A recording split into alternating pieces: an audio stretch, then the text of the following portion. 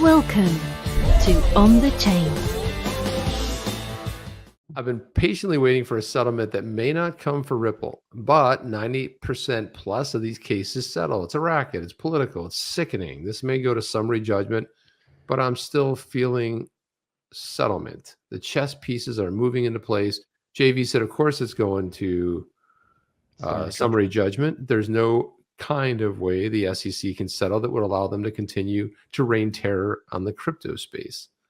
It's true. I have to agree with that. Even so, are they going to say that today's XRP is not a security? So John Deaton said, yeah, I've maintained for more than a year that settlement is 100% dependent on whether the SEC must turn over the hymn and speech drafts, edits, emails, and comments thereof. And that could be where the settlement comes from. They still might not want to turn them over, and therefore they'll go to settlement. Maybe. Other than having to produce the emails and drafts, another event that could facilitate a settlement is if the SEC receives a disfavorable decision in the library case. That's interesting. That is interesting, right? If that ever gets to a judgment. Well, that will be a summary. Yeah, I think that's going to summary judgment. It's been going on forever.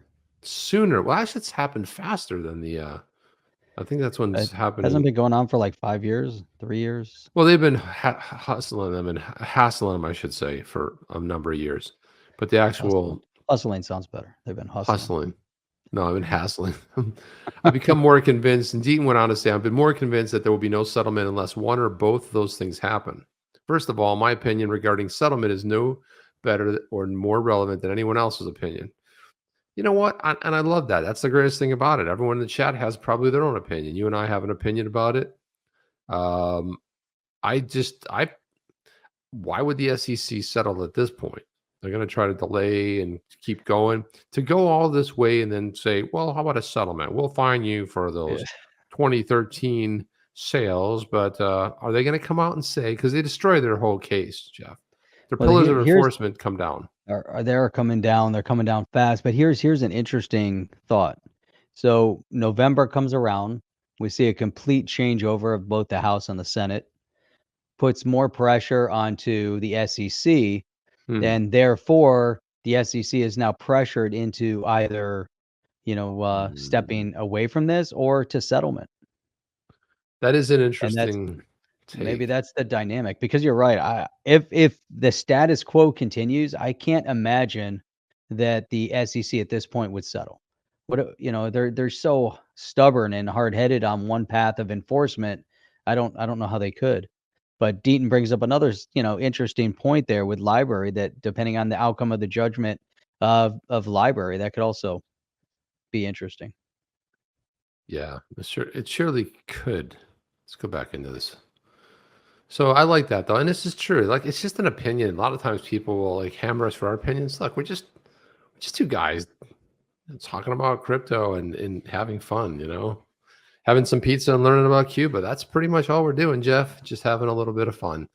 So he says the fact that I'm amicus counsel places me in no better position to speculate than anyone else.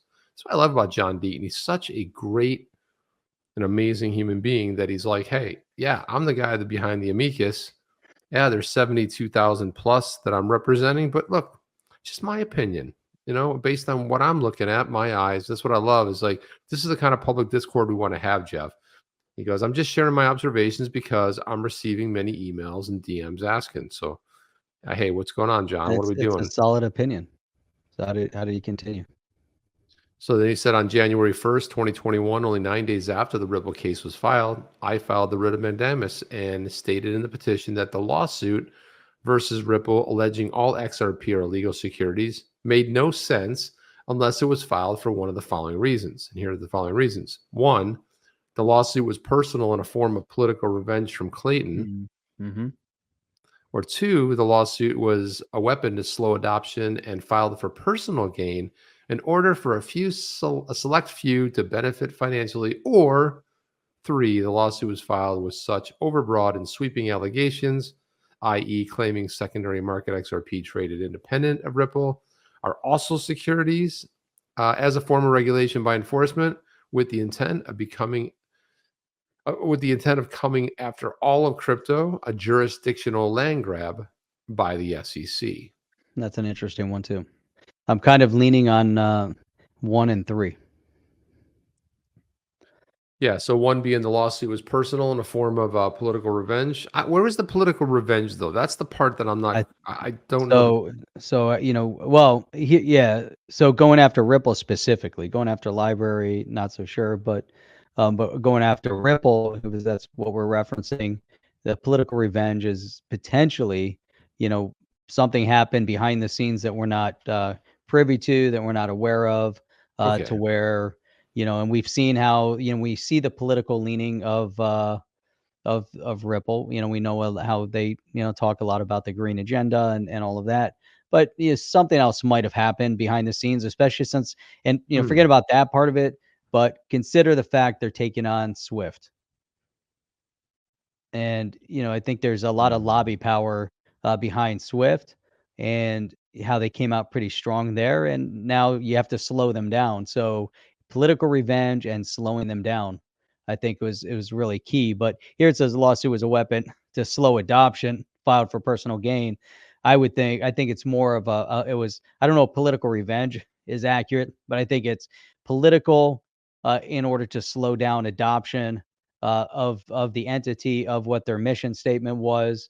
And then number 3, go into it that it was overbroad with sweeping allegations. So it is a 1, 2, 3 punch. I don't know if it's exact political revenge as much as there was politics wrapped into it because of what they were doing. And what we're seeing is that regardless, as we saw, with Clayton, obviously he was there as under a Republican administration, Gensler under a Democrat administration, but both of them kind of leaning in the same direction, for purposeful outcome, which is slowing adoption and favoring the old brick and mortar in order to let them get prepared, get ready.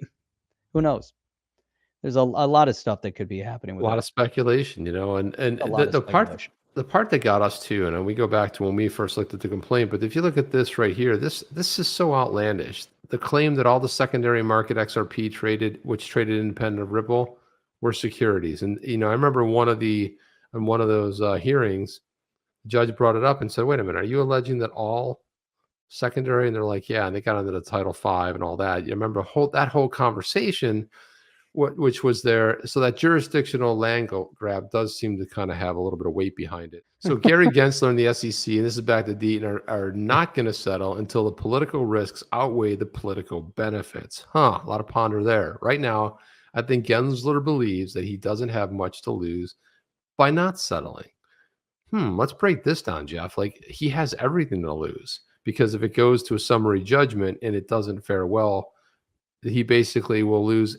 Those pillars of enforcement that he loves to talk about will come tumbling down. In fact, the SEC were to win summary judgment in both the Library and Ripple cases, it would provide Gensler the validation that most tokens are securities and justifications they must be regulated by the SEC.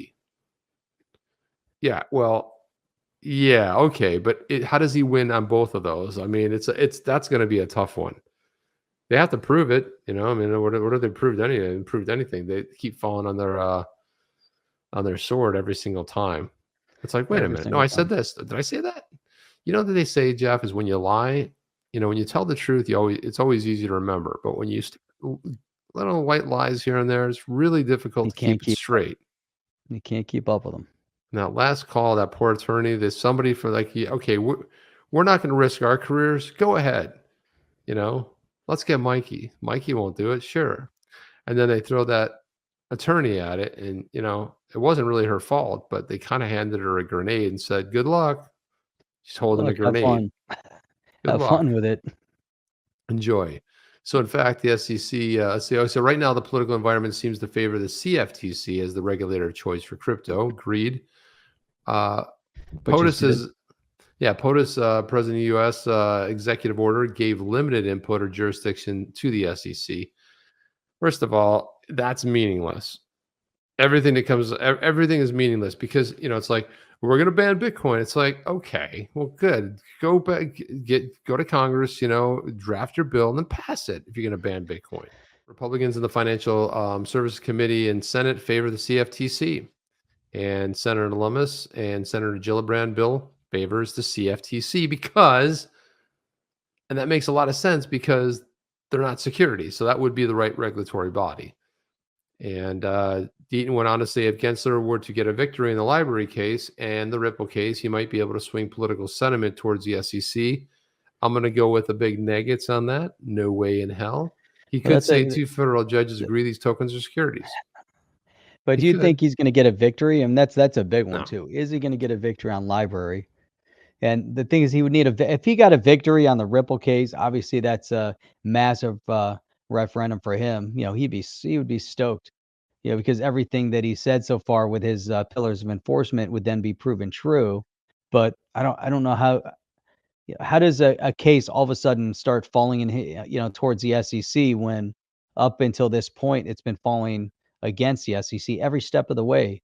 They've been shown to be completely incompetent. So if Judge Torres concludes XRP is a security, Gensler and the SEC will sound like today's XRP holder. For 2 years, we've been saying to the crypto world that if XRP is a security, then every altcoin in existence, with the exception of a few, are also securities. And you just made the point I was talking about, which is they're coming after Bitcoin. People are like, well, Bitcoin is this and that. If they're coming after Bitcoin, it's just a matter of time. And why do they want to ban it? For the silliest reason ever. This SEC refused to settle a library. Jerry Kaufman There were like 2 or 3 of them. I didn't realize it was this long. Everything except registering today's LBC, which is their coin of security, offered to dissolve the library company and sell his assets at auction. The SEC even concluded that the majority of today's LBC purchasers are users. Conceded, right? But refused to settle. This is getting harder and harder for me to read. Ripple offered to settle before the lawsuit was filed and agreed to pay a fine and penalties related to sales in the early years, and with the SEC not agreeing to give clarity for today's XRP. In other words, Ripple would pay a substantial amount of money and still live with the status quo.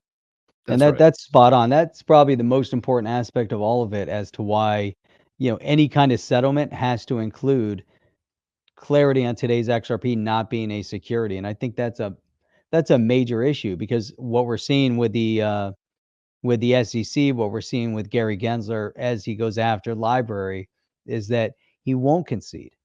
They're not going to give in on these. And one of the things Gary basically came out and said, everything's a security if it's not Bitcoin or Ethereum. Right. Essentially. Yeah, and but the SEC refused. Furthermore, acting as a temporary chairwoman of the SEC. Oh man. Heron Lee discontinued the use of conditional settlement offers. In my opinion, that was a decision directed at hindering any potential settlement with Ripple and any other crypto platforms. Now that is interesting right there. Yeah, so Deaton says, think about it. Why would you want to do away with a practice that helps facilitate settlements? Payments? What's going on tonight? With the Ripple and library cases pending, the SEC filed the YE case, claiming that 9 tokens sold by these individuals are securities. Then comes the filing of the Dragon Chain case. CEO after one after another. I mean, it's really outlandish. Think about the number of platforms, and we look at all these others that they're going after, Chip, whether it's a Dragon Chain or library or any of them. It comes down to Ripple. It's very, very clear. Based on what their intent is, it's very, very clear that XRP is not a security. Are you down with OTC? Please like, subscribe, and click the bell to be notified when the next video drops.